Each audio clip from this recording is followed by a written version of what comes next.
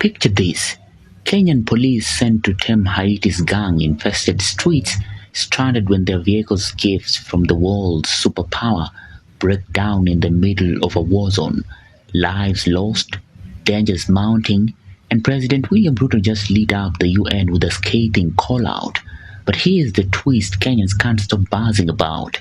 Isn't Ruto's on-track record a bit like those faulty trucks? Big talk, shaky delivery. Buckle up for a story that is as global as UN summit and as sharp as a Nairobi street roast. On September 22nd, 2025, President William Ruto took the stage in New York, not to exchange diplomatic smiles, but to throw a verbal jab that has got the world talking. Kenya's leading the multinational security support mission in Haiti, 735 of our finest corps battling gangs in a country where 1.3 million people are displaced and famine is a daily reality. They have secured key spots like Port-au-Prince Airport and Presidential Palace, but the mission is hobbling at 40% capacity. Why? Chronic underfunding, shaky logistics, and as Ruto laid bare, second-hand US vehicles that break down in gang control zones. With Kenyan casualties now confirmed, this isn't just a logistical glitch, it is a matter of life and death. I must commend the United States. They did make available logistics, vehicles, but unfortunately most of the vehicles were second-hand vehicles and therefore they broke down a lot many times. And in fact, it put our personnel in great danger when they broke down in very dangerous places. But at least they stepped up. We didn't, however, get any useful support from any other quarter. Let us cut to the chase. Ruto didn't sugarcoat it. Quote, I must commend the US. They did make available logistics, vehicles, but unfortunately, most of the vehicles were second-hand vehicles and therefore broke down many times. In fact, it put our personnel in greater danger when they broke down in very dangerous places. End of quote. That is a diplomatic dagger thrown with the finesse of a matatu driver dodging Nairobi potholes. Ruto's point, the US promised, quote, tunatenga na tumepanga, end of quote. We have allocated, we have planned, but delivered clunkers that left our officers exposed, with lives already lost. Those breakdowns are more than an inconvenience. They are a deadly betrayal. Ruto is pushing for a better support as the mission eyes a UN peacekeeping overhaul. I must be as candid as I can on this matter because I believe that the situation in Haiti can be solved. It is not mission impossible. I believe that the international community must do for the people of Haiti what is right.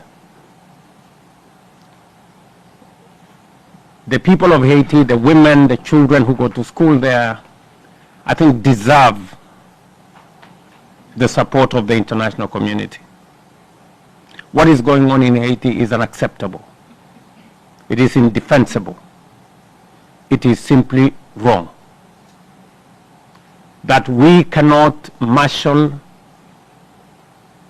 the support that is necessary for us to stabilize Haiti, to drive out the gangs.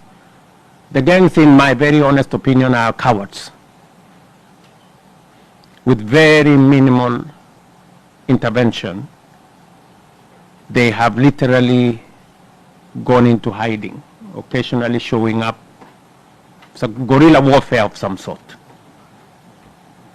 And therefore, I thought I would use this meeting to bring to the attention of the international community that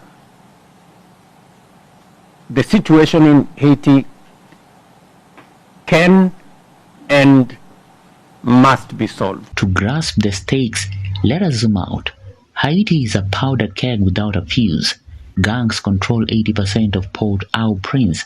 Over 4,000 people were killed last year, and 700,000 kids are locked out of school. Kenyan cops backed by a few hundred from Guatemala, El Salvador, and Jamaica, are fighting to restore order.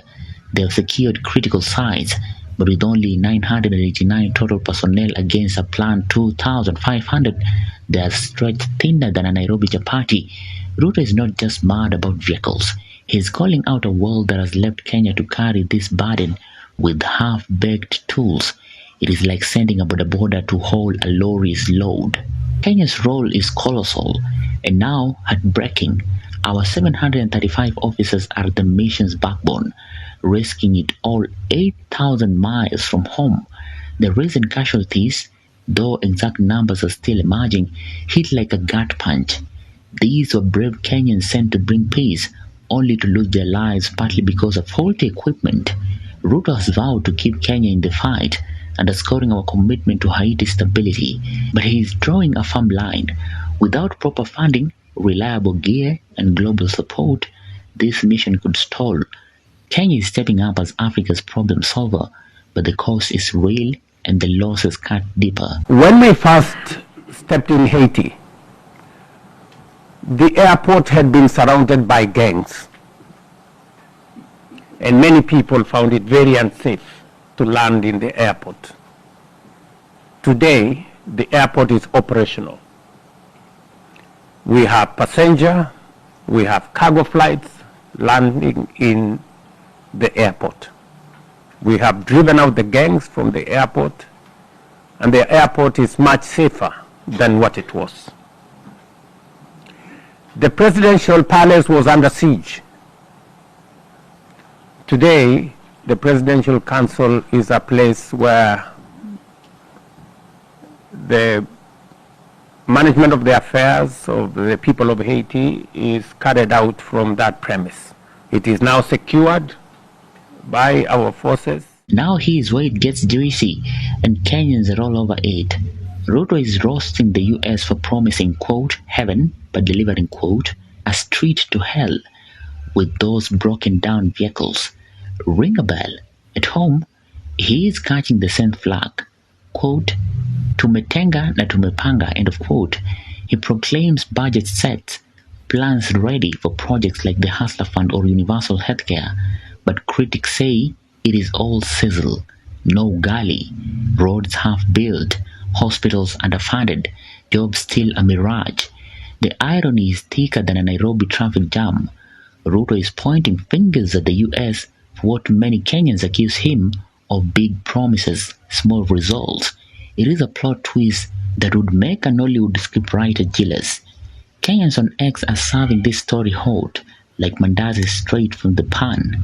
Clips of Ruto's UN speech are blowing up with captions like, quote, Ruto is mad at the US, but who is mad at Ruto? Memes are flying. Some compare those Haiti vehicles to Kenya's economy, both stalling when you need them most. The online chatter is sharp, blending humor with hard truth about leadership and accountability. It is peak Kenyan internet, half roast, half rally cry, and it is keeping this saga trending. I must, however, say that we have been operating at a 40% capacity. Initially, it was expected that 2,500 security personnel would be made available. Unfortunately, they were not made available. So what next? Ruto's outburst isn't just a rant, it is a strategic play. He is pushing for a better funded UN mission with Kenya at the forefront. The US, which has sunk over $3 million into the effort, might feel the heat to deliver more than hand-me-downs. For Kenya, it is a chance to flex diplomatic muscle, but the risks are high. With casualties confirmed, any mission failure could dent Ruto's global cred and fuel domestic critics. At home, this saga is amplifying the quote, tumetenga na tumepanga narrative. Can Ruto secure better support for our corps in Haiti? Can he deliver for Kenyans back home? Those questions are keeping this story burning. This isn't just about a UN speech. It is a window into Kenya's soul, our global ambitions, and the promises we are still chasing.